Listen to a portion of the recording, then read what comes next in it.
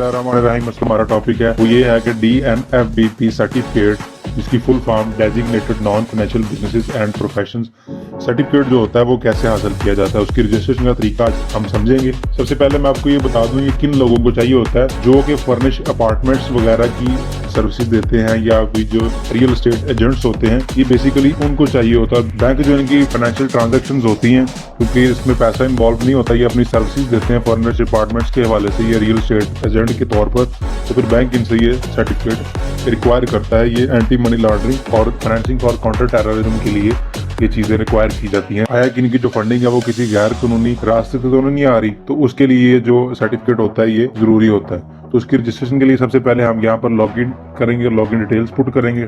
Log in details लिख लेने के बाद आपने यहाँ से लॉग इन कर लेना है। जैसे ही आप लॉग इन करेंगे तो आपके पास ये इंटरफेस ओपन होगा। तो आपने यहाँ सबसे पहले ऊपर जाना है जहाँ पे DNFBP लिखा हुआ है, आपने इस टैब को ओपन कर लेना है। उसके बाद आप form of registration as DNFBP filed voluntarily पर क्लिक करेंगे। इससे यहाँ आपसे ये पूछेगा पीरियड सेलेक्ट करें, तो आपने अपना जिस पीरियड में आप कर रहे हो वो पीरियड सेलेक्ट कर लेना है आपने। यहाँ से आपने कर देना है इसे कंटिन्यू करने के बाद आपके सामने ये टैब ओपन होगा जहाँ पे आपकी जो पर्सनल इंफॉर्मेशन है वो सारी शो हो रही होगी। ठीक है जी। तो सबसे पहले आपने जाना है यहाँ पर लिंक पर। उसके बाद आपसे ये registration number, name, start date, end date, capacity, share पूछेगा।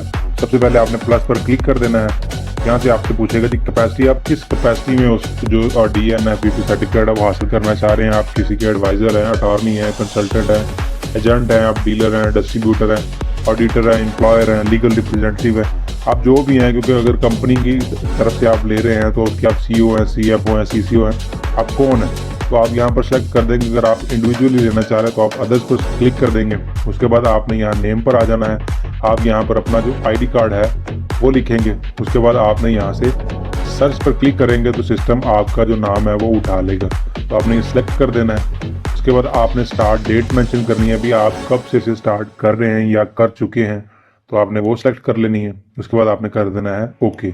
जैसे ही ओके करेंगे तो आपकी सारी डिटेल्स यहाँ पर आ जाएगी। उसके बाद आपने जाना है अटैचमेंट पर। अटैचमेंट में जो पुलिस कैरेक्टर सर्टिफिकेट होता है जो कि आपको पुलिस स्टेशन से मिलता है, उसमें ये होता है कि आपका कोई क्रिमिनल रिकॉर्ड तो नहीं है, या अगर आप पर कोई FIR तो नहीं है, या आप किसी और केस में मतलूब तो नहीं है। तो इसके लिए पुलिस से आपको एक कैरेक्टर सर्टिफिकेट मिलता है, तो वो यहाँ पर अटैच करना होता है। आप यहाँ पर प्लस पर क्लिक करेंगे तो आपने यहाँ पर जो आपका पुलिस कैरेक्टर सर्टिफिकेट है वो आपने अटैच करके ओके कर देना है। ओके करने के बाद यहाँ अगला जो ऑप्शन है वो असाइनमेंट है, इसको आपने कुछ भी नहीं करना यहाँ पर। उसके बाद आपने वेरिफिकेशन पर आ जाना है।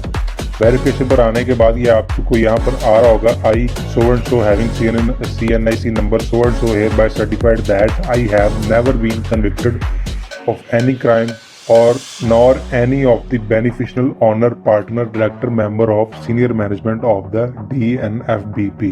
तो एक किस्म का आपका जो कैरेक्टर सर्टिफिकेट, जो आपका DNFBP सर्टिफिकेट है वो क्रिएट हो चुका है। यहाँ पर आपने वेरिफिकेशन करनी है, वो कोड लिखना है जो आपको रजिस्ट्रेशन के वक्त आया होगा 4 डिजिट्स का, वो आपने लिखकर यहाँ से वेरीफाई कर देना है। वेरीफाई करने के बाद आपने सेव और सबमिट कर देना है। मैं इसलिए सबमिट नहीं कर रहा क्योंकि हमें ज़रूरत नहीं है, ये मैं जस्ट आपको सिखाने के लिए कर रहा हूँ।